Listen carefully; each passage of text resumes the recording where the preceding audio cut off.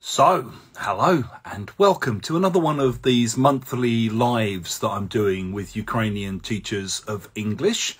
I hope a few of you will be joining us live.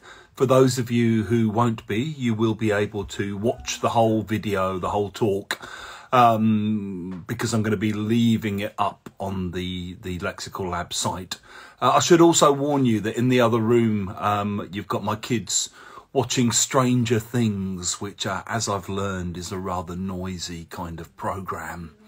I'm also just back from IATEFL up in Harrogate, where it was really lovely to see quite a few Ukrainian teachers doing presentations, some of them about the war and, you know, kind of how the war's impacted their teaching. Some of them also just about teaching, and that was also really great to see as well. Today I'm going to be joined by Eva Tatarova, who I've noticed has just sent a request to join. So let me just let her on and we'll get started.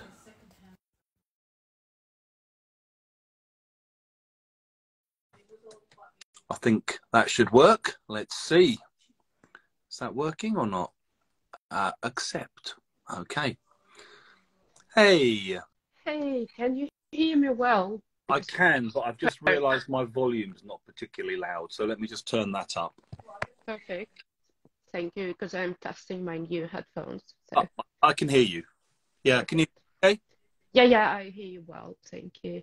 Hello. So thank you very much for giving up your time to join us. Thank you for having me. Yeah, it's just an honor and pleasure for me. Thank you so much.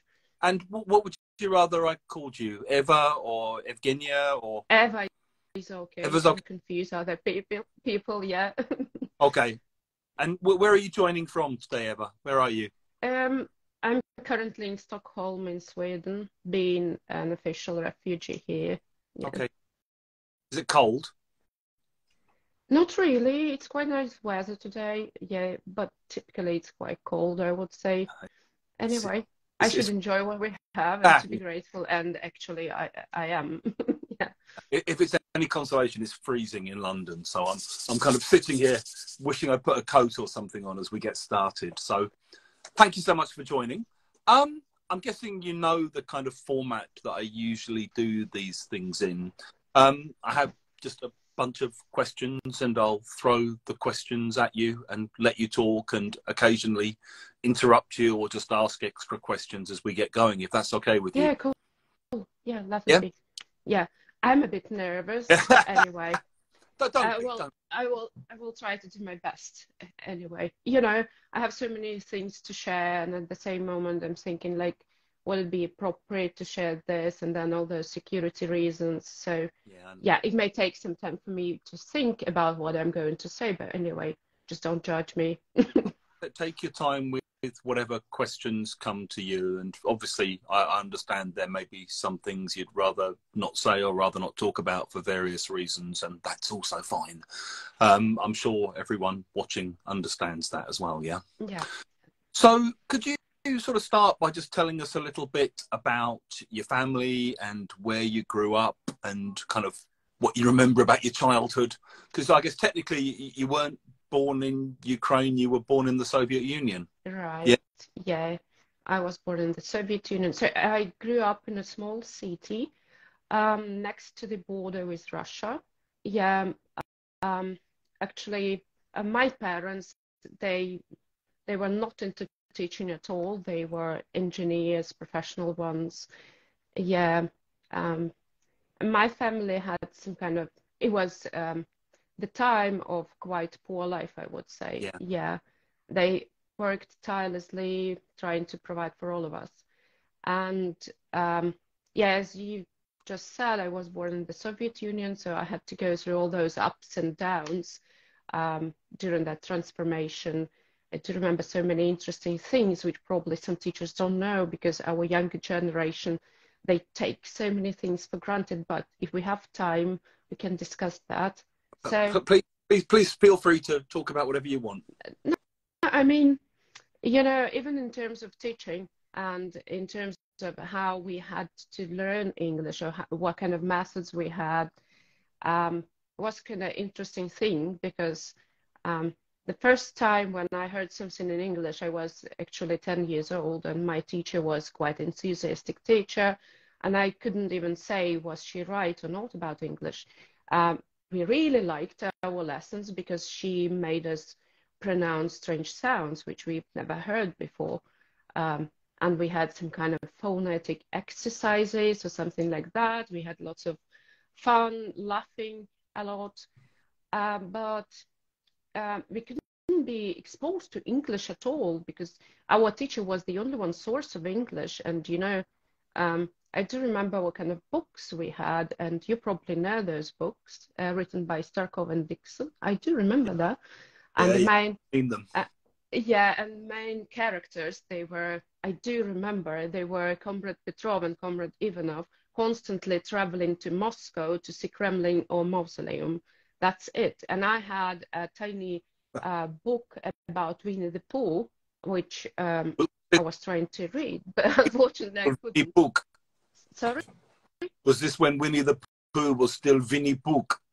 No, it was graded reader, and I don't know where she got it from. So it was the only one book in English I actually saw at that moment. But anyway, yeah, we didn't have any internet connection, as you understand, no phones. We didn't have foreigners, and it was a small city.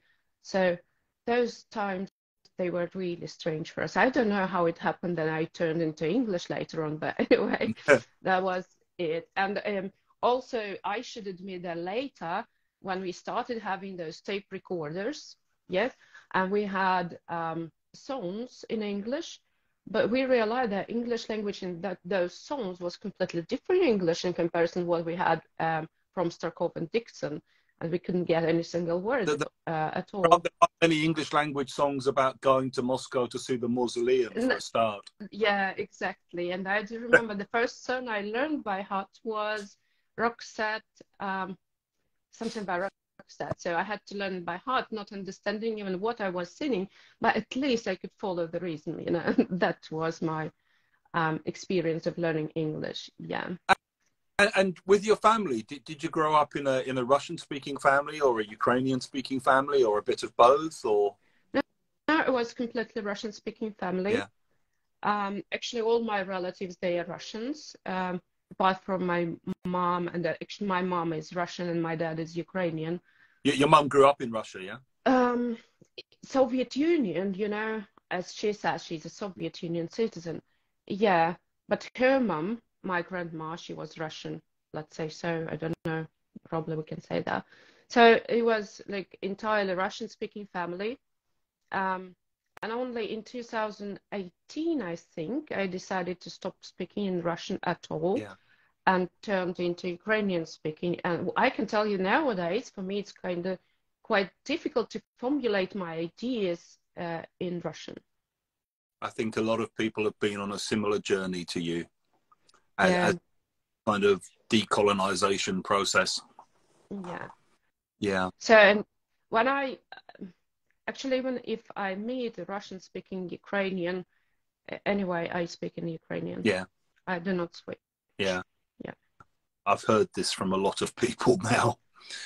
Yeah, and those, I can see that we have lots of Ukrainians watching us. And if you have an idea of changing language and to start speaking in Ukrainian, please know that it will be at least not easy. I do remember my first post on Instagram and Facebook.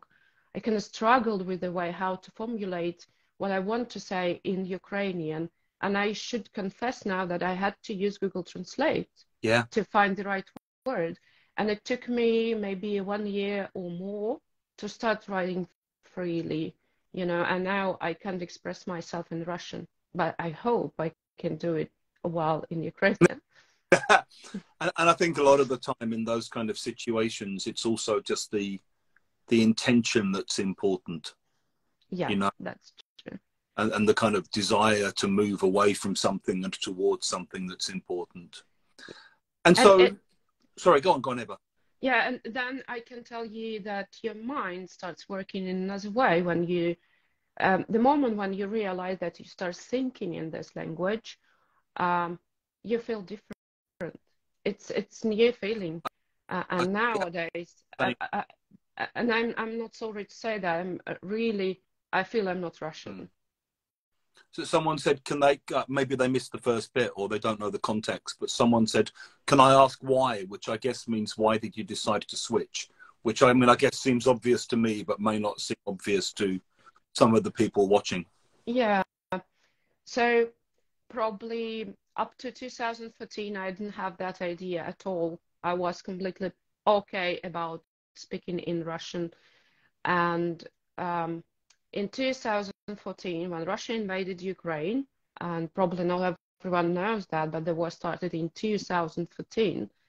At that moment, I was at the territory where the war started, and actually it started 200 meters from the building where I used to live.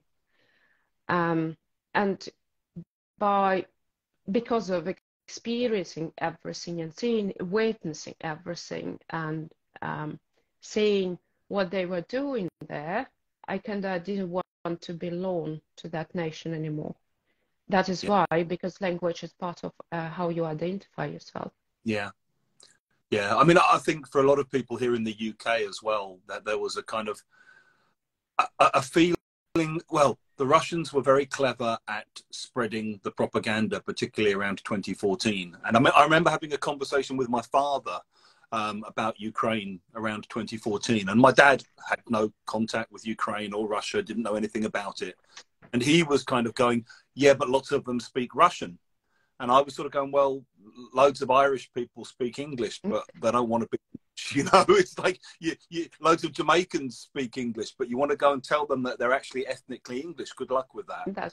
That's true. I think real misunderstanding about that and I think there's also the problem that the kind of traditional idea of the Russian world or the Ruski Mir in the kind of imperial sense implies that anyone who speaks Russian anywhere in the world is somehow Russian.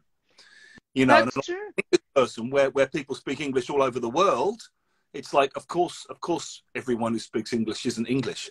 You know, of course not. It's a kind of crazy idea. But then you realize that for the Russian imperial mindset, you speak Russian, therefore you're Russian.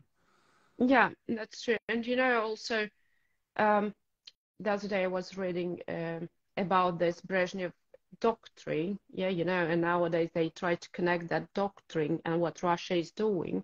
And there they stated that the Soviet Union wanted to protect everyone ethnically Russian and Russian speaking. Yeah. And they still do it. They still do it. So by speaking Russian, we can give them the chance to come and so-called liberate us. Yeah, even if we don't want it to happen. And they follow that doctrine. Of course, not officially, but if we go through that, we will understand they still live in that miracle world of the Soviet Union and communism. Propaganda where they talk about our people, basically just meaning anyone who speaks Russian, yeah? Yeah, that's true. That's true. And also, even if we don't want to realize that, let's say being there in Donbas, in the eastern part of Ukraine in 2014, the main thing that made people think that they had some kind of threat from western part of Ukraine was language. Yeah, there were several ideas. The first one was about so-called Banderivtsi. And the second one is that people in the eastern part of Ukraine, they will be forbidden to speak in Russian, that they will have to learn Ukrainian. And that was crazy because anyway, at that particular moment, all the documents were run in Ukrainian language and no one was complaining. So that's like part of ideology, I think. And language matters, 100%. So, and then we had to discuss that idea with so many people there in that region, like, why are you so scared of Ukrainian language, being a person with Ukrainian passport, having your exams of Ukrainian language, reading in Ukrainian, listening to TV in Ukrainian language. So what kind of threat is that? But, you know.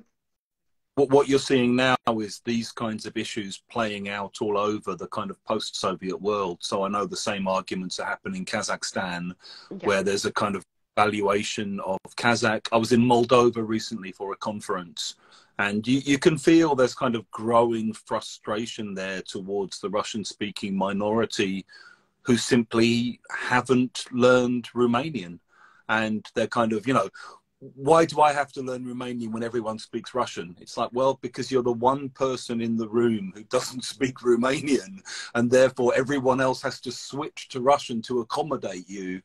And you're a Moldovan citizen, so learn the national language. And I think that kind of, I can see how that creates tensions in the society. And I can see how it's traveling in one sort of particular direction away from, you know, Russian being widely used in that way. Yeah, that's true. But okay, with all those sanctions that were imposed on Russia, and nowadays we know that countries do not cooperate or collaborate with Russia anymore, Yeah. then Russian language lost that status of so-called international language. Yeah. So actually, there is no any reason to learn Russian, you know, kind of reason that if you are not going to interact with Russians and you are not going to have any business with Russians, so what's the need for Yeah. you? Yeah. I can see Yeah. it. Yeah. Yeah, it's better to have another international Yeah. language, because that's what they were trying to do, to create that kind of area where people could speak Russian and feel that they belong to a particular community, which can be liberated then, Yeah. just in case. Yeah. Yeah. Yeah. So can I rewind a little bit, and Yeah. we'll come back to these issues as we go on. I'm curious, like, given your experience of English early on, and given the peculiar course books about the comrades visiting mausoleums in Moscow, Yeah. how did you kind of get into English in a big way and then get into English language teaching? Because it's not an obvious trajectory for someone from that background. Yeah, so I came to it when I actually, in the city where I used to live, there was a pedagogical college. So that was kind of trendy. I didn't want to become a teacher, to be honest.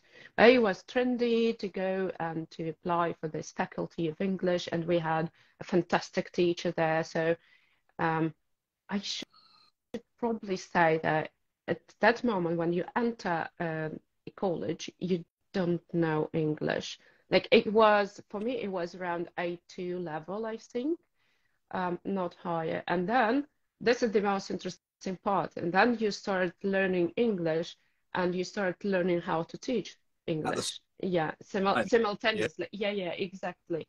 That was interesting. And again, it was completely the grammar translation method, new course books, Arakin and Natalia Bonk, probably you know as well. So what we had to do, we had to translate from Russian into English. We had just Russian books. The same with Arakin.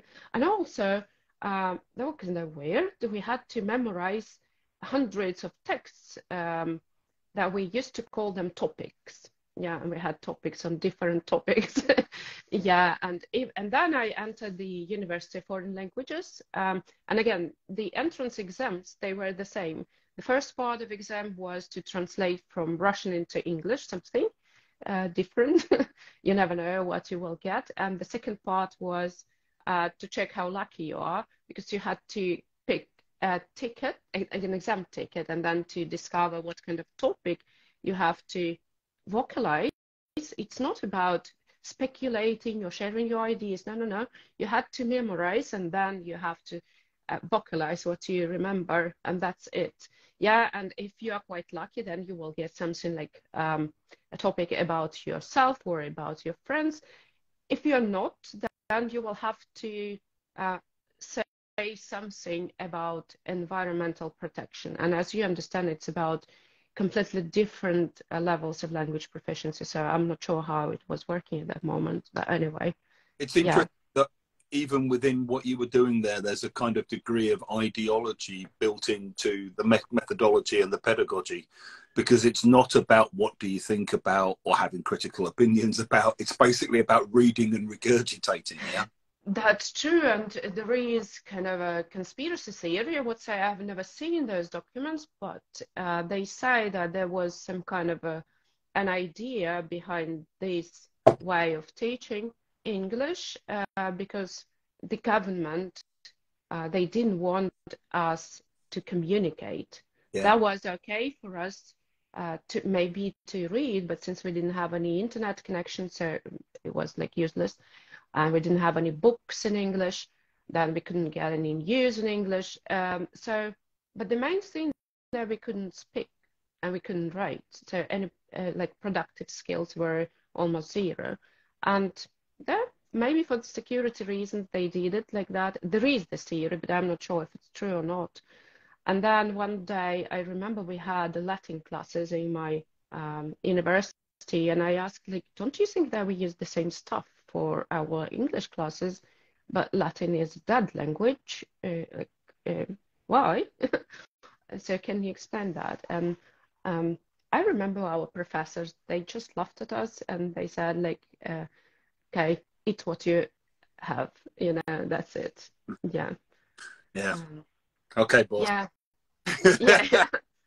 Because we had that idea, and I'm sure that Ukrainian teachers, they remember that we had two rules in our classrooms. The first rule is that the teacher is always right. And the second rule, if your teacher is not right, please have a look at rule number 1. Those were the days, eh? Happy days back then.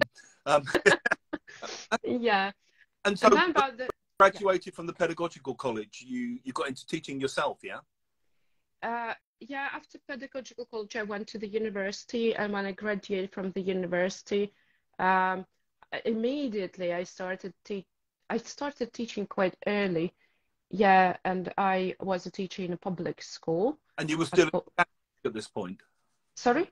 You were still in Lugansk, up in the kind of Donbas region? Yeah, exactly. So I used to teach public school, then I worked at so-called technical college, which was kind of nightmare because students couldn't get why they should learn English actually.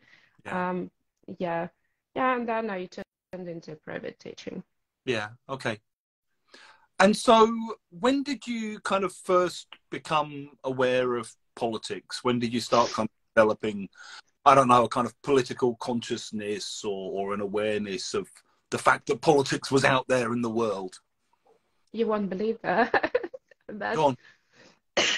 So back to the USSR time. In our primary school, we had a weird subject, which we used to call like political information. So we had it once a week. I do remember we had it on Wednesdays. That was the first class for us. And the idea behind that class was, okay, and again, we are talking about the Soviet Union, and we know that we didn't have free mass media, we didn't have any kind of opinion, and the word opinion actually was quite new for us at that moment. Yeah. We had 3 or 5 newspapers and also 3 TV channels. So the idea behind that lesson was you grab a newspaper, you look through the newspaper, you find an article which you like, then you should cut it out, glue it into your notebook, learn it by heart. And if your teacher says, like, please go and share what you have for this class, and then you have to say what you have. But the best mark you can get only if you follow word by word about everything what you have in that article. And I was always a troublemaker in my class because I used to ask questions, and she was like, no questions, please. And I was like, why no questions? That was the first moment for me when I started questioning, like, that's strange. And then we started having geography classes when I think I was year 5. We had quite bad classes, I would say, because we didn't learn anything. And I remember my teacher, she used to say something. She was doing like that, like this, saying, I'm the Queen of the UK, by the way. I don't know why. Don't ask me. Yeah, and then I asked, like, okay, guys, since we have all these countries on a map, why don't we know anything about that? And they're like, okay, we don't know as well, so eat what you have. That's it. Yeah. So step by step, and then after the years collapsed, and several years later, we started to have people from Korea and Vietnam. Yeah. So they came to us. They were selling some food and clothes as well, and that was another moment when I was like, okay, but why don't we know anything about those people? Actually, that was strange because I didn't know anything about their values, about their culture, how to approach them, how to talk to them. And then I realized that that was exactly what people used to call Iron Curtain. Yeah. Yeah, when you know nothing. Yeah. Yeah. And of course, then Orange Revolution, but Yeah. the biggest um, eye-opener for me, an eye-opener for me was Maidan, of course. Maidan and everything that happened later. Yeah. So maybe do you want to say a bit more about the Maidan and the kind of impact it had on you and what that meant to you at that point? I think, yeah, I'm having goosebumps, to be honest. Yeah, I think that was the most important moment of my life. And I'm so happy and I feel lucky that I had the chance to go to Maidan and to see everything with my own eyes. So you I Donbas to Kiev for the Maidan, yeah? That was like at that particular moment, I was kind of interested in psychology a lot.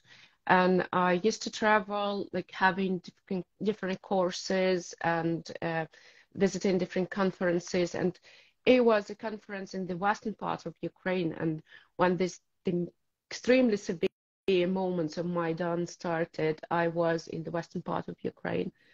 And then we stopped the conference and I went to Kiev, just if I could support, if not just to be there and to see everything, because I didn't want anyone to brainwash my Yeah. mind.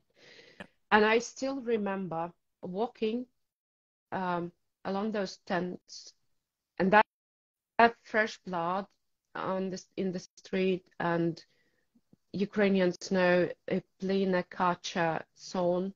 Yeah. That was crazy. And then I had the chance to talk to people, discuss everything. And I went back to Donbas, which was scared of Maidan. And I felt really terrible. I was trying to explain to people what was happening there and that it was not the way they thought. It was not the way they were told. It was kind And of different. for the people maybe who don't know about this, what were the fears that were being stirred up in Donbass with regard to the Maidan and the protests in Kiev?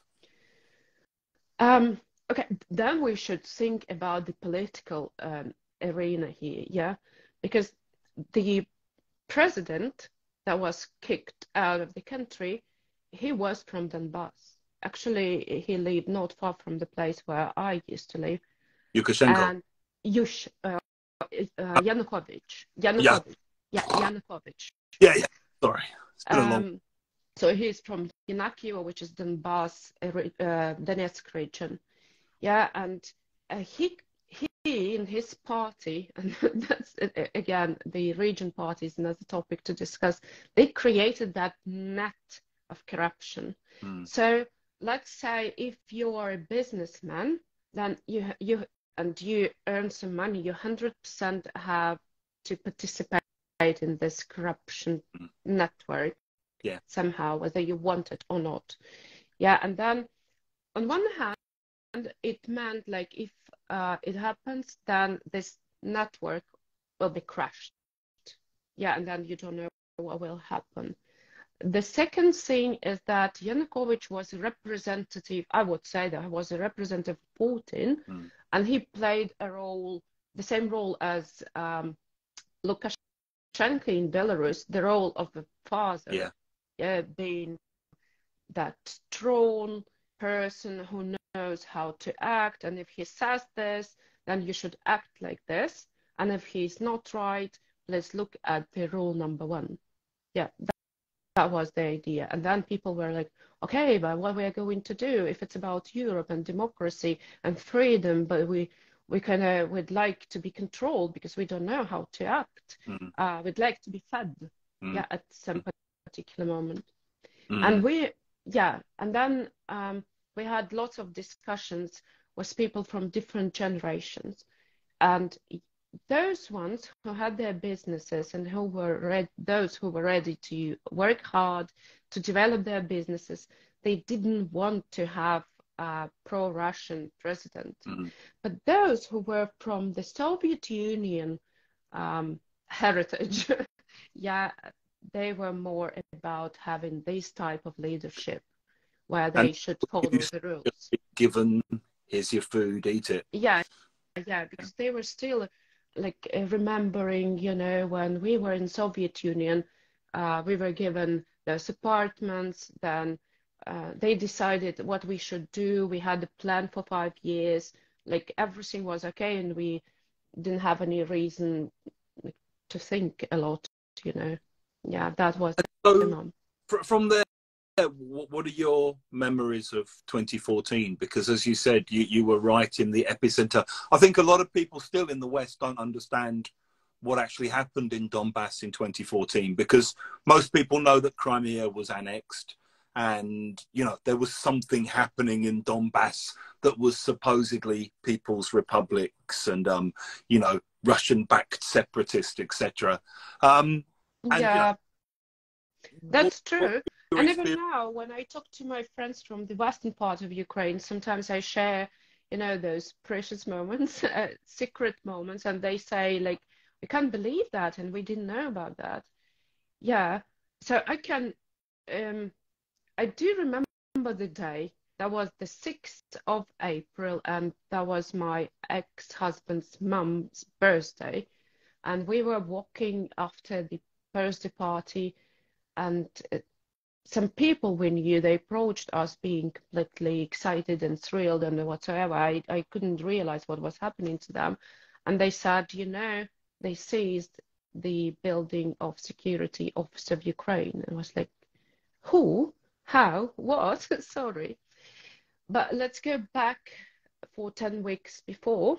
And we knew what happened in Crimea. And I have relatives in Crimea. And I remember calling them, asking like how everything is there, and they said like, okay, we have this little green man walking around, but everything is okay, and we've just voted for being independent or being dependent on Russia, let's say that. And within those 2 weeks, from starting from the 18th of March when the referendum in Crimea happened up to April, the 6th of April, we had that mood of like, what's going to happen now? Because some people, they were completely sure that Russia will come and liberate, and then it will happen the same stuff as it happened to Crimea, like without any shock, like they say. And some people were like, we are not going to become part of Russia. We'd like to stay Ukraine. We are Ukrainians. Like, what are you talking about? And we had those quarrels and arguments in the society.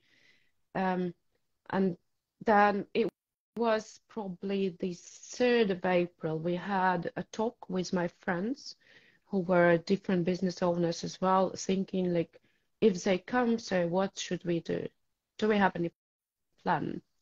Or at least should we have any plan? Yeah. How can we recognize those who are pro-Ukrainians? Because at that particular, yeah, let's admit that I think that invading that part of Ukraine was plan B. If Yanukovych fails, it means they will invade.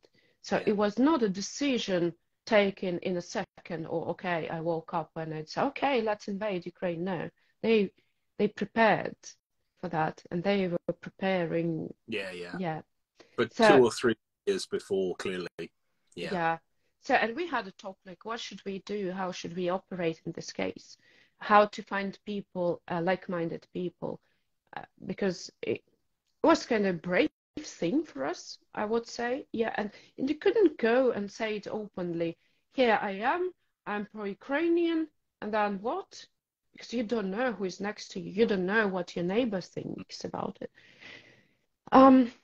Step by step, we were trying to find people, and we wanted to be united.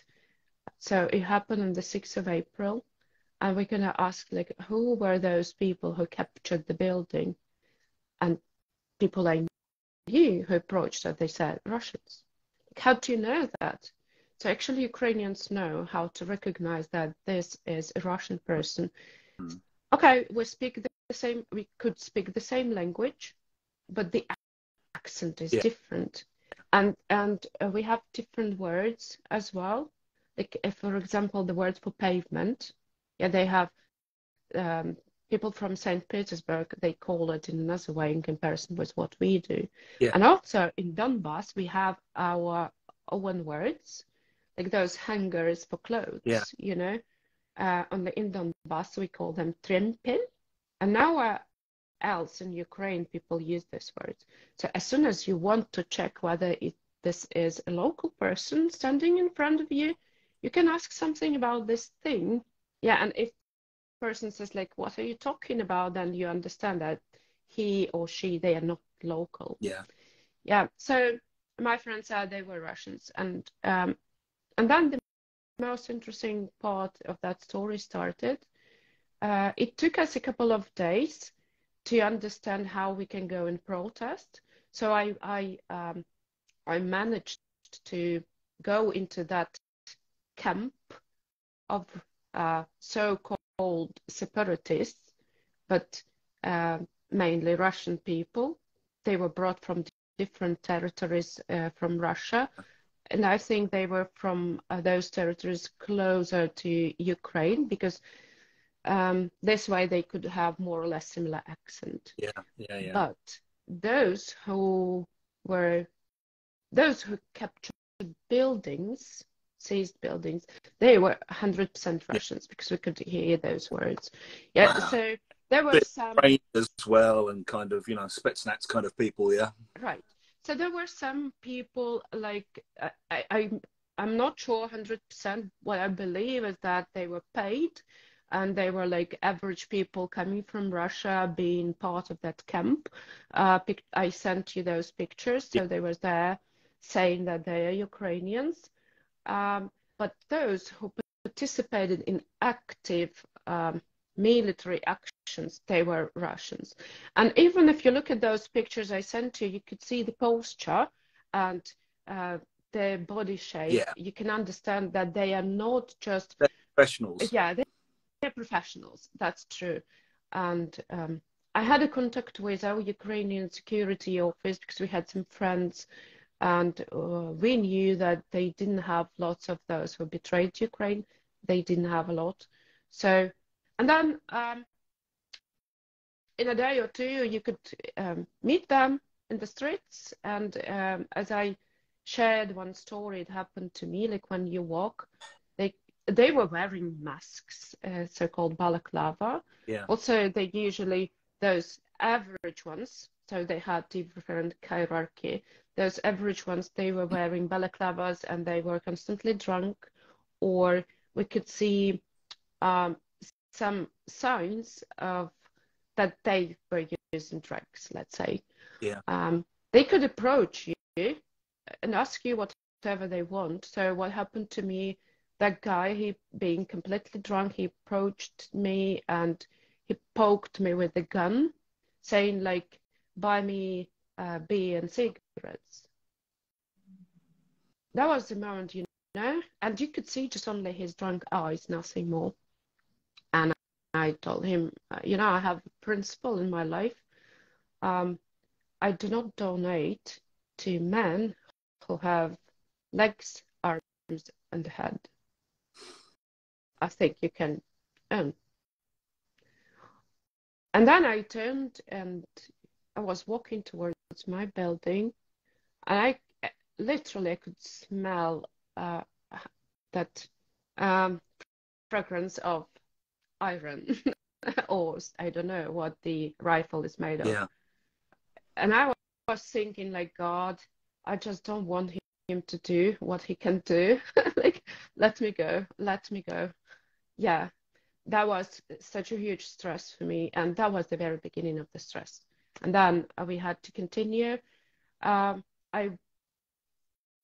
we had a nice guy, Timur Yuldashev, who was the leader of pro-Ukrainian protests, which were 500 meters away from that seized building and that Russian camp.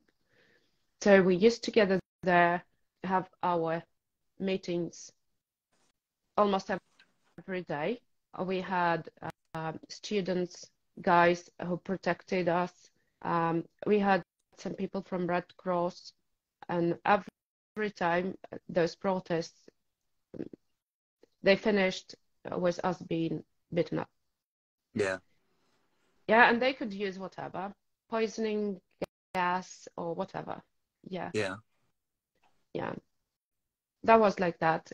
And every day we try to do something. Every single day. I can't share what exactly, unfortunately, but please know that people in Donbas, those who are pro-Ukrainian, they did a lot. And you can imagine how, yeah, those who are in the occupied territories, they know what's that. Yeah. But it's such a horrible thing to walk and to know that you can be kidnapped any moment as soon as they recognize that you're pro-Ukrainian. So it happened to a person I used to work with. He was pro-Ukrainian. He's not with us anymore, unfortunately. So he drove to he had to go to the school where his daughter used to study, and then he didn't come back. And then his wife called and said, like, haven't you seen him anywhere? And it took us 2 weeks until we found him being killed. Yeah, and that was happening to many people who were pro-Ukrainian. And this is something that the rest of Europe and the rest of the world didn't fully understand was part of the Russian occupation until the last 14 months. And I think once all the stories started coming out from Bucha and from Irpin and from, you know, Kherson and all of the occupied regions, then people started really kind of understanding what's been going on and what obviously is still going on, what's still happening in Crimea and what's still happening in Melitopol and, you know, Mariupol and all of the occupied territories, that the way that Russian control is maintained is through fear and violence. Yeah, and I think I should tell this, that Donbas also has its mass graves from those times. Yeah, 9 years has been passed. Yeah. But people know where those territories are. And Yeah. as soon as it is occupied, I hope we will be able to find at least what remained from them and, you know, pay our tribute. Because it happened to many pro-Ukrainian people. And I think this might, still I can't prove it. Yeah, you should know this, my subjective opinion. But what was happening at that moment, when we were protesting, there was a Ukrainian TV channel, Hromadske TV, and they were streaming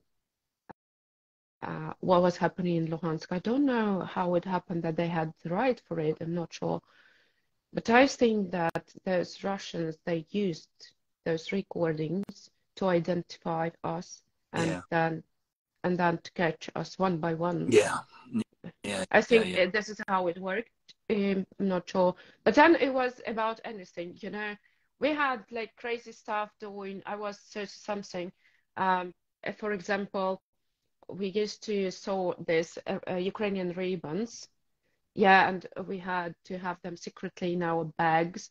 And then while walking along the streets, you could see an old granny sitting, having that a ribbon. How to call that? Oh God, that orange or brown and black. The Saint Russian one. Is it the Saint George's ribbon? Yeah, what is it? Yeah, the Saint George's ribbon, isn't it? Yeah, and then we had even to have some kind of trading between, and I was like, can I buy that ribbon from you with 5 hryvnias and then exchange for Ukrainian? And since the old woman, she didn't understand what was happening at all. She was like 70 something. She couldn't get the idea, and for her it was about victory, you know, it was about Soviet Union. Yeah. And she said like, it's okay, I can have Ukrainian one. So we had that kind of thing as well, exchanging ribbons, paying our money to those people, like different stuff, a lot of things, a lot of. And so at that point, when did you make a decision to leave Luhansk? What was the kind of tipping point for you, or the? There were, I had different reasons, to be honest, but okay, let's say another one, it was kind of not, it wasn't safe for me to stay there anymore. That was one reason. And the second reason was at that moment, our President Poroshenko, he said something like, I need 10 days to finish this war. I wanted to believe that so much. Actually, I turned off my critical thinking skills and I decided to go with the flow. Mm. So I had my tiny suitcase of hand luggage size, where I put my son's clothes and mine, and it was the beginning of new life, because I didn't know that I want to come back anymore. Your son was what, about 10 at this point, Eva, yeah? No, he was 7. Oh, 7. Okay, sorry. 6, 7. So he was turning 7. And how easy was it to leave? For me? Yeah. I mean, just in terms of getting out of the area, were there any controls on people leaving, or were you just... Yeah, there were lots of checkpoints. So I used to have a car there, and it was another interesting moment because I was always like rebellious, you know, starting from my childhood and asking questioning the Soviet Union methodology. So I remember I was driving with my son because I wanted to hide the car. Now, what they were doing, those pro-Russian people and Russians, they kind of took cars out of view and used for their military operations or whatever they were doing.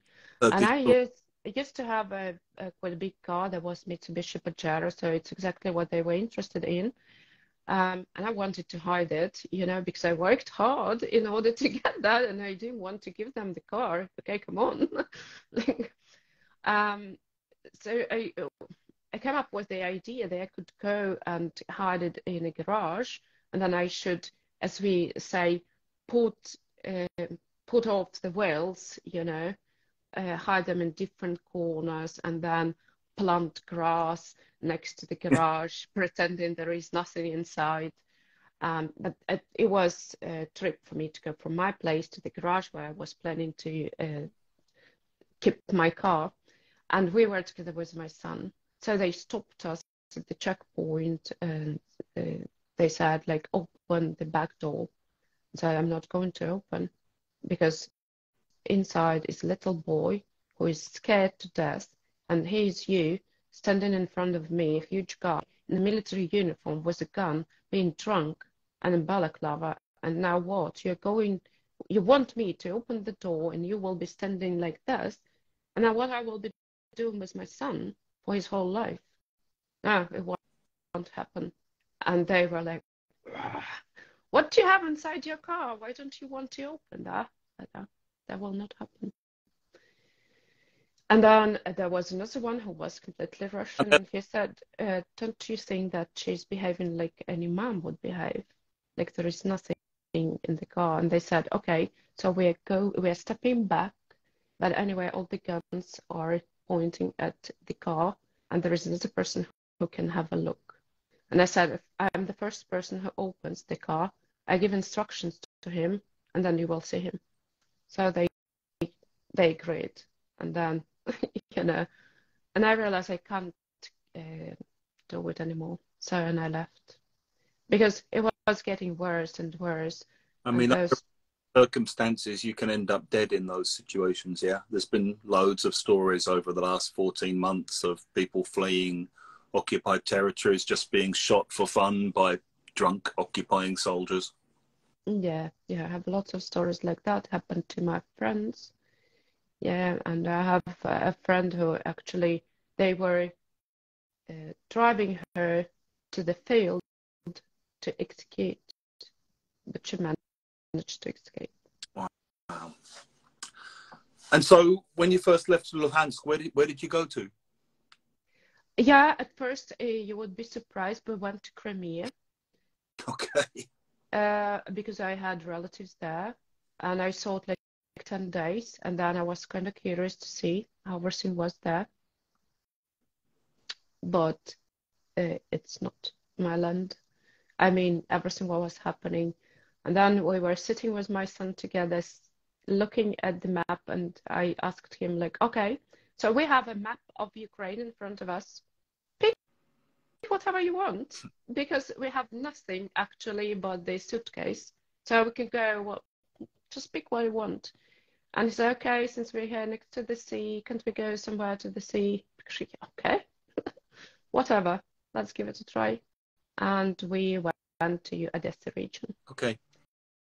And then I appeared to be the only one from my family being in Ukraine. Wow. Where was everyone else at this point? In the occupied territories, or? Yeah, some of them in the occupied territories. Some of them are in Russia, and the other ones are in Crimea. Yeah. So I had to act according to how I felt. I didn't feel like I belonged to that part or that idea or that ideology or that propaganda. No. Yeah. And so you then had the next sort of 8 years down in the Odessa region, or Yes. did you stay there? So I launched my language school there in Adessa region, maybe in 3 months of being there. Okay. It was quite successful stuff, I would say. And then but on the other hand, it was really difficult. Again, there is another thing we have to admit that people from Donbas, they were not treated well. We had that kind of stigma or whatever, you know. I sometimes felt like I had a huge mark here that I'm from there. You couldn't rent an apartment. You couldn't. Wow. Because if you had in your passport the registration, then people, and I can understand them, I can. People were like scared and suspicious. What if you are one of them? Sort of collaborate something. Yeah, yeah. I understand. And then some of them, they could throw something at me like, you brought war to our country. It's okay. Yeah. And at first, I was like keeping silent and not responding. And I do remember the day, like I was walking and I heard someone saying like, oh, maybe it would be better if Russia comes and blah, blah, blah. And I picked my keys from my apartment and said like, here's the keys. And I have a wonderful apartment in the city center in Luhansk. And if you're that guy who wants to have this kind of life, you have free vacation. Please go and enjoy. And they were like, why not? Let's change. I can live in your apartment here because I'm pretty well with that, and you can go there. Yeah. And then I moved to Kiev, and we started. I moved to Kiev, then continued with tutoring, and then we launched this teacher professional development in Ukraine with SR teaching and learning. Yeah. And then what was your experience of the kind of full-scale invasion last year, February 24th, and what happened for you? Where were you, and what was it like, and what was your experience of the early days of the full-scale invasion? Deja vu. yeah, I can imagine. We had lots of discussions whether it will happen or not. Like no one knew, and I was a person saying like, if you have something that you say like, oh, we can't expect it, then if it's about Russians, expect that it will happen. Something, it will happen something that you can't imagine. So if you think that they can't invade, they will. Yeah. They're Yeah. capable. They can do it because, you know. So we had lots of discussions like that, and I had those memories. Instagram brought the memories, and the memories were from the 23rd. No, it was like the first days of February, and the story was I was walking along the Dnieper River and saying like I feel the tension of the war. Yeah. It will happen. Yeah. Yeah. Yeah. Yeah. Yeah. Yeah, and Eva, can I just leave you talking for 1 minute? I just have to dash off and use the toilet, I'm afraid, which is the downside of drinking cups of tea like this. But yeah, carry on talking about your experience, and I'll be back in 1 second, okay? okay. Yeah, sorry. Yeah, okay. So, yeah, and while we're waiting, maybe you have any kind of questions to ask, or, you know, because I'm sharing everything and I'm not paying much attention to the chat. So if you have anything to ask, just ask, or maybe you have just something to leave in the chat box for me to know that you follow what I'm saying. Yeah, maybe you're against of what I'm saying and you have different experience. Yeah, it would be nice. Oh, thank you for hearts. I can see that someone is sending hearts. Thank you so much. So I didn't expect it to be like that, but anyway.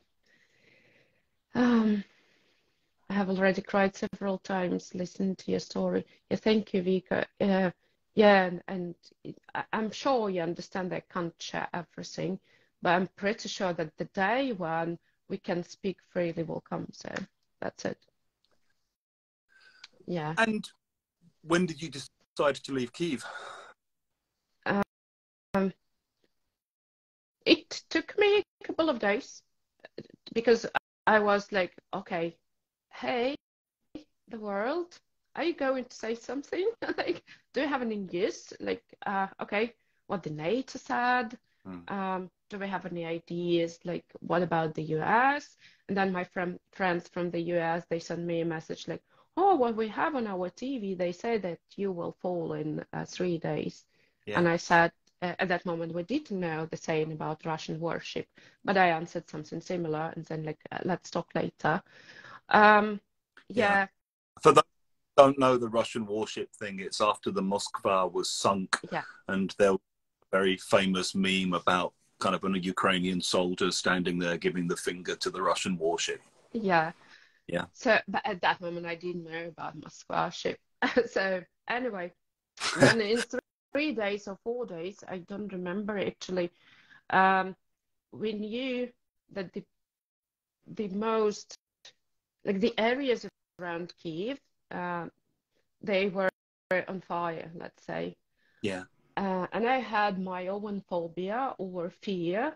I really I was scared to be captured. Yeah. You know, I couldn't imagine that. And I had those awful night dreams or nightmares about how it might happen. I was constantly checking how much food we had. Do we have enough? And that's crazy because the first day when the war started, what I was doing, I ran to the supermarket, bought as much food as possible, and not just to store food. And then I spent the whole day cooking. I don't know what that, it was kind of processing what was happening, why I was cooking, I don't know. So, and I was thinking like how much water we have, do we have enough? Because in Ukraine we do not drink from Yeah. tap, so we have to buy water. And then where you buy it, they bring water. Will they be able to bring this water? So all that stuff was playing on my mind constantly, and I was looking at my son, thinking like, God, he has to go through this again.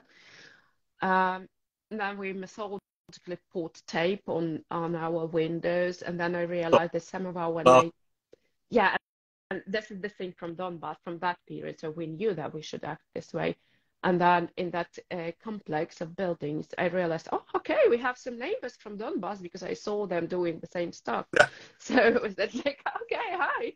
That's how you each yeah. You Yeah. already know how to cover your windows to protect it from the blasts. Yeah, exactly. And I went out and I saw people running around, and I said, like, their eyes were like, if you ever seen a cat in labor and a cat's eyes, then those were the eyes of people running around, like not understanding what was happening.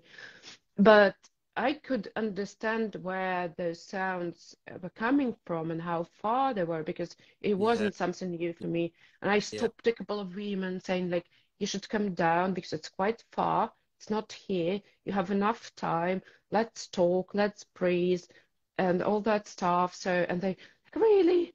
Okay, you should go back home, grab your belongings, and then act according to a plan if you have it. And we went to the shelter. The shelter was full of tiny dogs weeing and babies crying. And I said, like, okay, what should we do? Because we can go crazy because of these sounds, or what should we do? So we went back. And then they announced that the metro, the red line of metro will be closed in a couple of minutes, not in a couple, in 30 minutes. And I said, okay, Max, if this line is closed, then we can't get to the railway station, because I used to live on the other bank of the river. And I said, Max, we should go. My son's name is Max. Yeah. We should go. So I grabbed the same size, the same size suitcase. Yeah, and my son, and yeah. And then we started our journey, which was quite long. It took us lots of time. So we were quite far from my place of living, but not yet close to the railway station, when we realized that we can't cross the bridge. Yeah. Yeah. And then we stopped, and I had to train him a little bit, or to discuss with him what he should do in case we have some kind of bombing, that you should fall down, open your mouth, please, and then your hands should be on your neck, you should breathe, and all that stuff. Then I kept asking him, like, do you remember all the numbers? I mean, PIN code for the cards. Do you remember where the cash is? And, you know, everything. Please memorize a couple phone numbers of my friends. And the last thing, if something happens to me, then you should promise that you go. You shouldn't stay next to me. Yeah. This is the only one way for you to survive, and then somebody will help me, but you should go. That's how we. And then there was a good person who stopped actually his car and said, okay, I can help you. And he brought us to the other side of the river, bank of the river, and then we caught a train. Max must have been, what, 15, 16 at this point, yeah? He was 14. 14? 14, Jeez. yeah. 14, so he's turning 16 this year. Yeah, and we celebrated his 15 here in Sweden. Yeah. So that's how. How's Max now? I would say he's pretty well, more or less. He's really into history. I'm learning a lot from him, because he's trying to, to connect all the dots. He knows a lot about Soviet Union, how Western countries reacted, what happened to Eastern Bloc, how everything happened to Milosevic, what about Serbia, what about Yugoslavia and everything. So for me, he's a source of information, and thanks to Swedish education as well, because the way how they do it, they actually push them to question everything and to look for information, which is good, I think. Yeah. So he's pretty well. He's a schoolboy here. He goes to the British School of English here. Yeah, we were lucky enough, because he didn't know Swedish at that point. Yeah. Now he speaks Swedish and English. Yeah. Even though I've never met him, send him my best. Thank you. Solidarity from London. Yeah. And so you then from Kyiv, where did you go? Over the border to Poland, presumably. Yeah. No. Okay, because I didn't have any plan. I mean, I had a plan to escape Kyiv, but didn't know where to go. Okay. Yeah, okay. And let me remind you, I didn't have any relatives inside Ukraine, so I didn't know where to go. But I have wonderful friends. And actually, again, this is our community of teachers, because at that moment, everyone was sending me messages like, if you can, please come and join me. Natalia Zachinska, you had before, she sent me a message. Okay, I will find something where to live, just escape. Yeah. So we went to the railway station, and there was a train, evacuation train. I didn't ask even the destination, and that's okay for me. The main thing was just to catch a train, and then we'll decide because we have enough time for that. So, and the train was to Ivano-Frankivsk, I think, going through Lviv. Yeah. And they said, we're going through Lviv. And I texted or called, I don't remember, my friend from Lviv, Olga, saying, like, is it okay if we, like, stay with you for a couple of days, if you don't mind? So, like, yes, sure. They met us at the railway station. And I spent a couple of days with her, a couple of days there, making military nets, because that was the way how to process everything. Yeah. You know, you're doing something and you're thinking, so that was really helpful. And then I went to Mukachevo to another friend, because I felt, you know, we have this saying that guests, they are like fish. Have you ever heard that? No. Well, what's Guests, the they are like fish. because? They start smell on the third day. Yeah, okay. So I thought, like, I shouldn't stay longer than 3 days. You know, Hey, you're well. yeah, you should go. Yeah, then I went to Mukachevo, and when being there, the Swedes I know, they called me, like, and I know them because we had some kind of collaboration. They are not like friends, it's because of work. And they asked me, can you give an interview for Swedish TV channel? Like, okay, whatever. At that moment, I felt like I could do anything you wish. And I gave that interview, and then they said, why don't you, because we had a tiny project, short one. And they said, if you can come, like if you'd like to, you can come to Sweden and we will finish this project, and hopefully the war is over and you will go back. So, and then. And so for the last year or so, you've been in Sweden, yeah? Yeah, I've been And in Sweden. you're still teaching? Yeah, I have my online classes. This is like my the second. This is my nature, let's say. I can't stop doing that. You know, I find it as a process to heal as well, because we can discuss a lot, and also what is good and I can share the perspective of how people approach everything here, and we can discuss it, kind of interesting stuff. And then I started teaching in March, I think. Yeah, March. And I had students from Ukraine all the time. Yeah. How has the war affected your teaching? Yeah, I lost at first a lot of students. That's true. And that's like, I think, natural. Who would need English classes in the middle of war? Yeah. I don't know. Yeah, but then one by one, there was like one by one, they were coming back, knocking on my Telegram saying, like, can we restart? Lots of them, they wanted to have classes because they wanted to keep or to rebuild what they had before the war, you know, to kind of go in the same routine. Yeah. It affected a lot because you had to be really careful about what you're going to teach or what you're going to ask. And it's not new. I think everyone mentioned that before. I had an quite difficult case. I had a student, a private one, so one's teaching, and she's a teenager. So her mom and her dad, they're military, they're soldiers. And when the active phase next to Kiev was, she had to live with her mom's friends, and she spent around 9 days. And the place is not far from Bucha, and she had to spend around 9 days in a bomb shelter.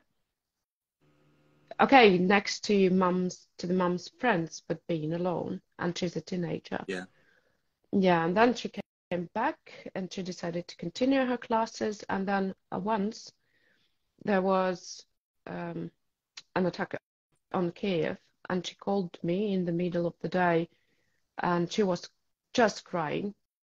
And you know, that was the panic attack. she couldn't hear me. I was saying something on the phone, but she couldn't hear me at all. I tried to catch her attention somehow, but nothing. So she felt a little bit better because I was on the other side of the phone, but she couldn't process anything what I was saying. Thanks God I had that knowledge on psychology a bit. Yeah, and I remembered okay, what I should do now, I should somehow put her to the ground, asking like what you can see, what you can smell, what you can hear, something like that, for her to recognize that there is like normal, there is something where she can, something that she can touch, so to bring her back to reality. Yeah, so word by word, it took us around 30 minutes. Then I could hear from her something like, At least she was reacting. That was perfect. Yeah. And then I said, like, I will be asking questions and you can say yes or no, and that's enough. Said, do you have enough water next to you? No. Can you take some water? Yes. That was like that. And I said, like, can you go to your bathroom to spend some time there? Because it was under this alarm, so I knew that he was under attack. So she went to the bathroom. I was like that, like, do you have anything to eat, to drink? Where is your mom? Because I knew her mom was in the city. And so she said, I tried to call her, but she didn't pick up, and I didn't know whom to call, and I called you. And then her mom came, and then that happened. I spent around 2 hours like that, crying together with her, trying to find out what I could do for her. I've just seen a comment here, which was basically what I was going to say, which is you don't learn to deal with these kinds of things on CELTA courses. You know, it's like nothing prepares you for these kinds of things except the reality of having to deal with them. But when we had CELTA course, there was a question, something like, what would you grab if you had like 5... As a kind of banal second conditional practice. Yeah? Right, but we didn't know that one day will come a reality and you have to decide what you should grab in 5 minutes. Yeah. And so what else have you been involved in over the last year outside of teaching, Eva? Okay, the first thing you probably know, in April, so when I came here to Sweden, I realized we need to do something. We can't just observe. It's impossible. We should do something. Yeah. So I felt we had that need to feel united, to feel that we are supported. And I said, okay, guys, are you mentally ready if we'll launch this conference, this Teacher's Voice, Stand with Ukraine, where all the speakers are just Ukrainian teachers. But what I want you to do is to be quite open and free and share what we have to undergo. Yes, it will be about teaching, but please, let's share the truth. I want the world to know, because that was the chance for us to attract teachers from other countries and for them to hear the truth. And we did it. It was 8-hour conference online, and we had lots of teachers watching, and actually it was quite, I think, quite huge success. Then we had another one in autumn. It's about teaching. Then I felt mentally unwell, we can say so. I couldn't process everything. Like the second time I have to go through this, why, all those things. Then I saw, and then Bucha, Irpin, it affected me a lot. And I thought, what's in my power is just, I have this voice, and maybe this is the reason why the conference has the name Teacher's Voice, because voice is your power. And I saw Ken Wilson announced that short story advanced competition. Crazy. Now people will get to know the truth. And out of curiosity, I sent like, okay, so what do you have that, like, what should I do in order to take part? Because I'm not sure if I'm going to take part in that. Just share the conditions. And then some of his emails landed in my spam box and I couldn't see them. And in the end, I got an email from him saying, okay, you're in the competition. And that's it. And it's, okay, I'm in the competition. So what should I do? And he sent me that it should be a story, that loan and everything. And so, okay, you didn't have enough problems, right? And now you have this, you should. And then I felt like maybe this is the chance for me to share what I have inside, because it wasn't about your personal story. Yeah. You could write whatever you want, but there were like the idea you couldn't write about the UK or another like country which speaks where people speak in English, and something else I don't remember. And if you use any other language, so it should be something where you can understand what those people are talking about. And it took me more than 1 month to go through that story, and I wrote that story out of the blue and yellow, which I got joined second. That was like, complete surprise for me. I didn't expect it to be like that. And this is the story which we're going to share during this conference, which will happen on the 30th of April, because Zhenya Kostenko, you had her as a previous speaker. Yeah. You talked to her. She designed a lesson plan based on that story. So we're going to share the story and the lesson plan with the teachers. Yeah. I think that it might help to spread the word as well. And nowadays I'm involved in the program from United Nations and this UNHCR organization. Yeah. I'm having a meeting on Thursday with the main commissioner of this UNHCR. And on the 20th of June, I will be talking from the stage here in Stockholm on behalf of Ukrainian refugees. And in this case, I have to share my personal story, but I'm okay about that. Yeah, it's so I'm trying to do whatever I can, not for people to not forget about Ukraine and to spread the truth. Because what I realized here in Sweden, for example, that Malaysian airplane, if you remember. So people I talked to, they couldn't connect Ukraine and that plane, like, what's the connection? The one over Donbas by the Russians. Exactly. So they couldn't connect it somehow. They said, like, what's the connection? And then I had to explain that everything started not in 2022, but in 2014. And I feel it sounds pathetic to say it's a mission, but anyway, whenever I can. Seen from my own social media output, I feel very similar about it. And I feel like if you understand what's been happening, you have a responsibility to talk about it, because to remain silent about it is to be, in a way, complicit in it, I think. And I think as someone who's traveled a lot in the kind of Russian speaking world, in Ukraine, in Belarus, in Russia itself, I've read a lot about it. I've absorbed a lot about it, and I feel you have to keep talking about it. And it's not over. It's not over. It's still happening, and it's still affecting all kinds of people in all kinds of terrible ways. And I think, particularly if you're in Europe, you have to keep talking to Europeans, because their votes affect what their governments then decide to do with regard to the assistance that's provided to Ukraine, and what happens in Ukraine affects the rest of Europe massively. Exactly. And I can see Sweden helps a lot, and I'm really grateful for everything what they're doing here.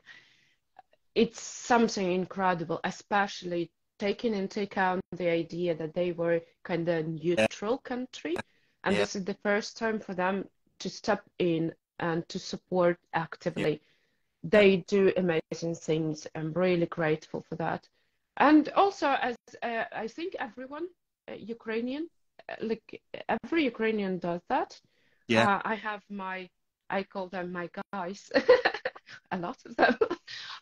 So they're soldiers, and starting from the first days, I'm kind of like volunteering for them, whatever they need. At first, it was something to translate documents, so we were sending tons of documents asking for cars, any kind of support, any kind of aid.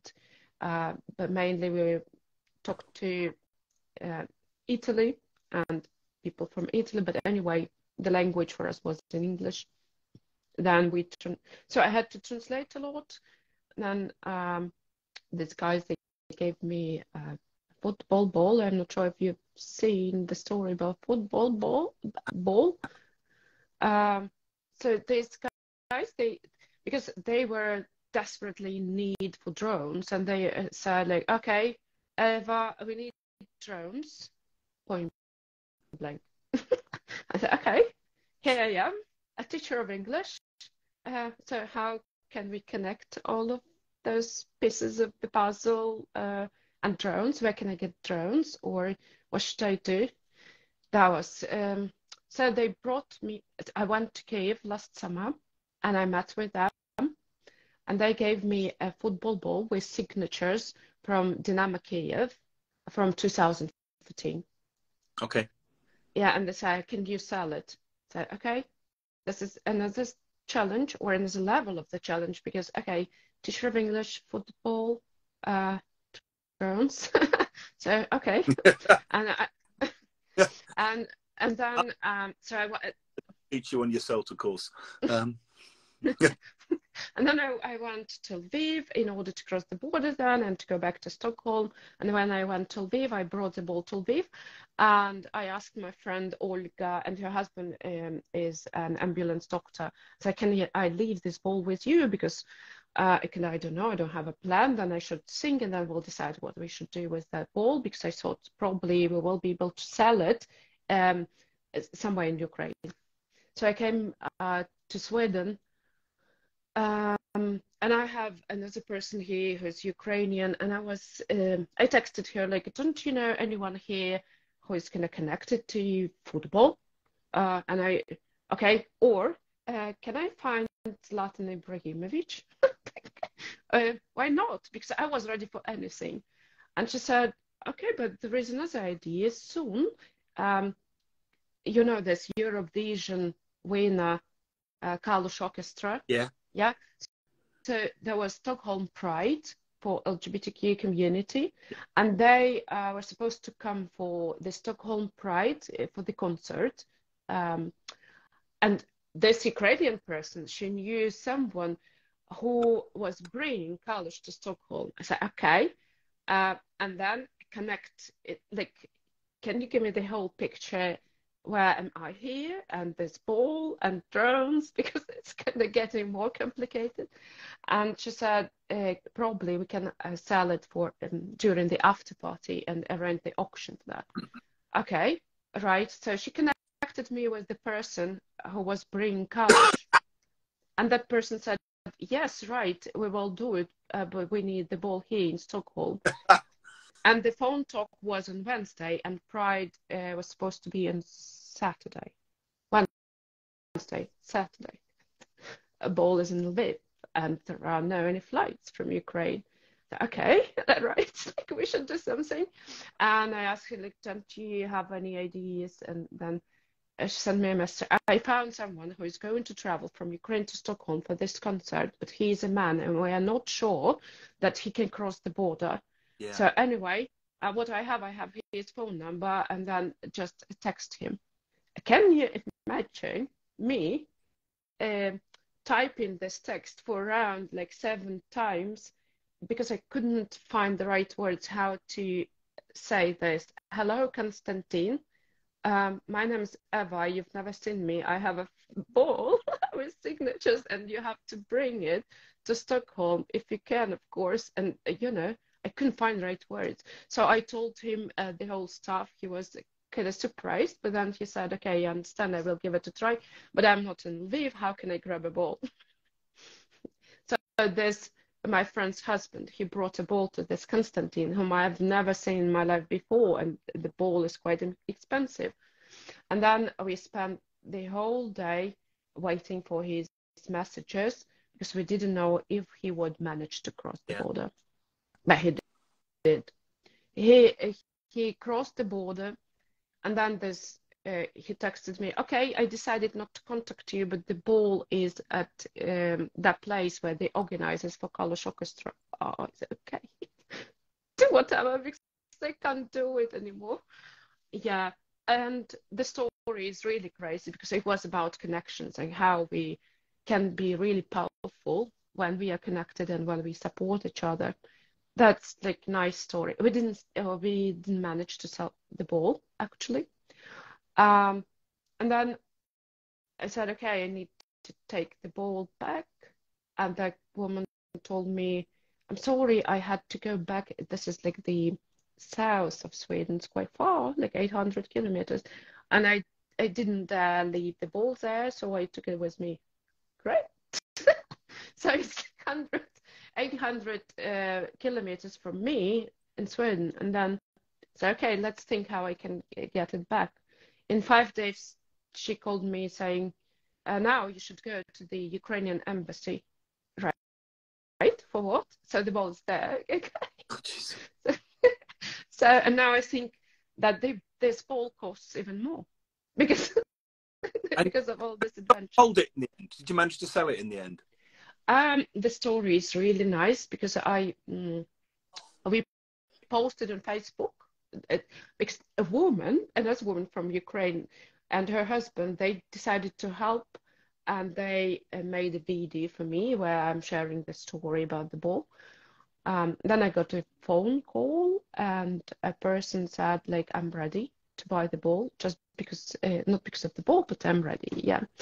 And then he said, I would prefer to send, because he knew the purpose, and he said, I would prefer to send drones directly without money interference. And I said, like, it's even better for me because I don't know how to get the money in the correct way. Because it's around 300,000 hryvnias. Okay. And then tax office, what would they tell me? Like, okay. Yeah, so he sent the drones and I said, how can we connect? I want to give you the ball back. And he said, like, and now please sell the ball and bring more drones to guys. Wow. Wow, wow. Yeah. Oh, wow. So I have a couple of maybe more awkward questions, one of which connects to something someone was asking in the chat earlier. Do you have any friends or family in Russia now that you're in contact with? My parents are in the occupied territory. Okay. Yeah. And do you still and here, maintain contact, or? From time to time we can. Yeah. Yeah. And do you have anyone inside Russia itself that you're still in contact with, or that you? No. I still have lots of relatives, but they even do not send me happy birthday. Since the invasion, I didn't get any single message, not even asking how we are. Which I guess brings me to the other question, which is, well, someone said earlier, how would you place Russian people in the context from your perspective?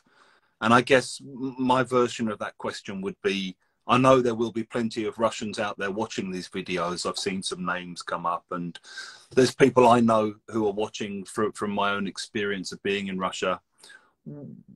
What would you like to say to them or to tell them, and how do you perceive Russians in the context of what's happening at the moment? Just normal Russian people. I say normal Russian people, you know what I mean.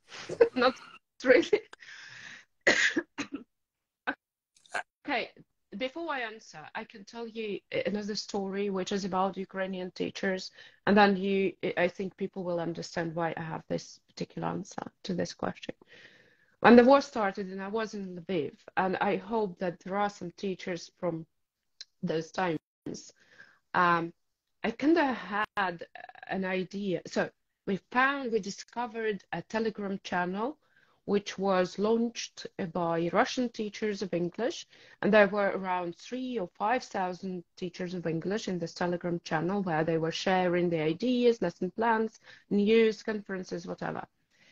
And then I thought, like, so that's my personal opinion, and I take educators as individuals with high moral standards, you know. And I thought, and being quite naive, I thought, okay, so if we can reach them out and tell them, like, guys, we need you to say that you are against this war. Say something. And then I even went into the statistics, calculating how many teachers they have in Russia. What will happen if all of them just could stop teaching, at least saying, like, we are against this war. And then what we did, we sent messages to all our Ukrainian teachers, invited them to that Telegram channel, and agreed that at the particular moment, we send a message on that channel asking them, like, could you say a word against this war on your social media, whenever, wherever, do something. And we did that, like many of us. And that was, you know, a moment of being, we were naive, feeling like protesters, rebellious, asking Russian teachers to support us, 2,000, 3,000 teachers. Do you know what they could have answered? What actually they answered?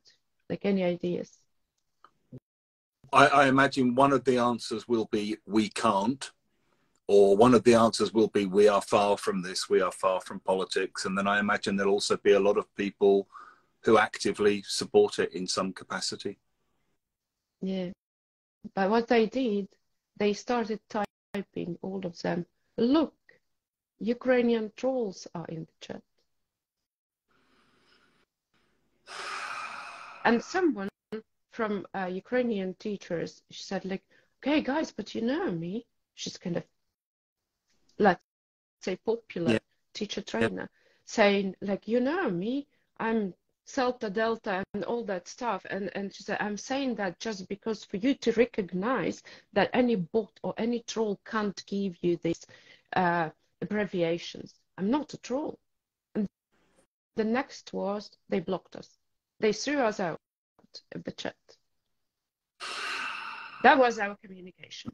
And in 2 hours, the admin of this group, she contacted me, and she said, like, you know, you should understand us.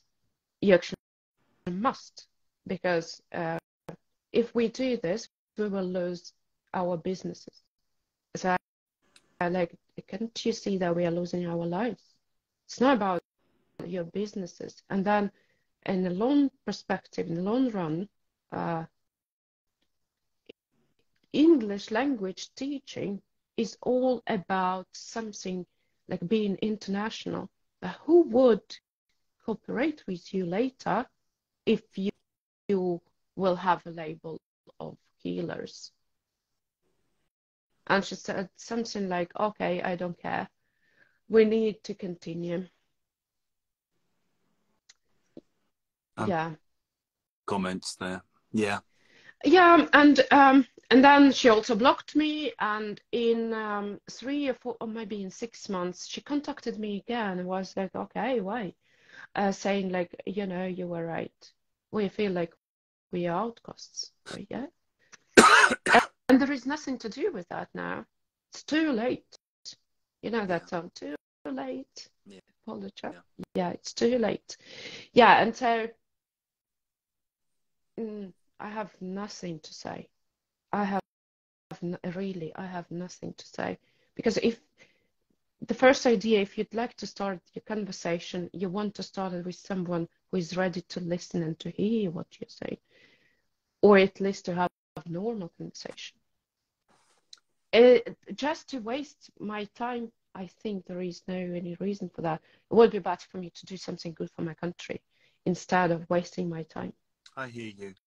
I mean, I guess all I hope is that some of the Russians who watch these videos are at least able to hear these stories and to process what they're hearing and to deal with that however they want. So, you know, it saves you having to have that actual conversation yourself, and maybe they can just process it themselves in their own time. But yeah, I mean, I think I'm reading the comments about people spreading the word and making frank comments, and they're few and far between, and they do exist, but they won't make any difference. And I think that's clearly how it is at the moment. So thank you for your honest answer. So I've got about 2 more questions, okay? And then I'll release you into your night, and I'll go and see what's happening in the rest of my house. How do you feel about people in the West and maybe in the US who march for peace and who are calling for kind of negotiated settlements and, you know, want to see a kind of a decent end to the war? How does you feel about all of that? Yeah, that's such a good question. Because there's a lot of that. Surely, yeah, we are all dreaming about peace. But then the question I'd like to ask here, what kind of peace we're talking about? Yeah, there are lots of things that should be defined. But on the other hand, this is my subjective opinion. Those people who are marching for peace nowadays, they're actually doing it against it. And I can justify my opinion. So what they are doing now, they are trying to push Ukraine into the position when we have to go and negotiate about potential peace, right? So it means that they want to create a precedent that it is okay to start the war, to kill thousands of people, and then to say, let's negotiate.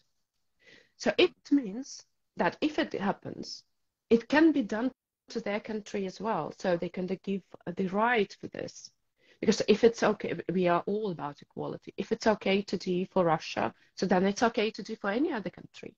So any other country can invade another country, have the war for 1 or 2 years, kill thousands of people, and then say, okay, now let's negotiate. So these peace protesters, they're actually now, what they're doing, they will give the right for other countries to have wars on the planet. This is my opinion. And I'm amazed that more people can't understand that. I also, I mean, for me, very early in the war, I remembered an essay I read years ago by George Orwell, which was written in about 1942. And it's about how during a time of war against the Nazis, pacifism and the idea of pacifism was objectively pro-fascist, basically, because what you're doing is refusing to fight people who are intent on killing you, essentially. And you're refusing to fight those people, you're letting those people take whatever they want from you. And so the pacifist position and that kind of peacenik position is objectively helping Russia at this point in time, I think. Yeah. Yeah, that's what I'm thinking. Like, I do hope those people, they realized what they're doing now, what kind of power they give to those imperialistic leaders. Yeah. If they do that, if they think that it's even potentially possible, it's like, okay, we had a huge quarrel, half of our building was killed, and then we're like, okay, time to talk. Yeah. And no one will be punished, right? Yeah. So I guess following on from that, and I guess it may seem like a stupid question, but how are you feeling about the coming months and year? Quite enthusiastic. It may sound a bit strange, but okay, since I have the chance to stay in touch with so-called my guys, and actually today I had a phone call. It doesn't happen quite often when I can have phone calls with them. So, and I had a nice phone talk, and based on what they told me, I feel really enthusiastic, and I do hope that kind of soon we will be celebrating our victory with the whole world. I don't have a doubt about it. I'm sure it will happen, and it will happen quite soon. In terms of the invasion and the counter-offensive. Yeah, in terms of counter-offensive, right? And I feel like this conference that will be happening quite soon, if you know, the idea behind is to help people from the occupied territories. And then why I decided it to be like that? Just because I know that soon we will have more and more deoccupied territories, and we will have more and more people who need help. Yeah. Just because soon we will have our country back. This is how I feel. And just to finish off, Eva, is there anything else you'd like to share with people watching? Probably keep being humans. I mean, you shouldn't do something extraordinary. Just reflect. What I really like is just when you think, would you like that someone would do the same for you? If you like it, do it for another person. And it's not only about financial things like donations. Yes, please keep doing that. Yeah, but also be kinder. Be kinder, and let's just bring peace and defeat this evil. And that's it. Be humans. Be real people with real feelings and emotions. Stand by yourselves, and I don't know, just keep enjoying your life, whatever. So now we will win. So thank you for your time, and thank you for everything you've been doing, and Slava Ukraine.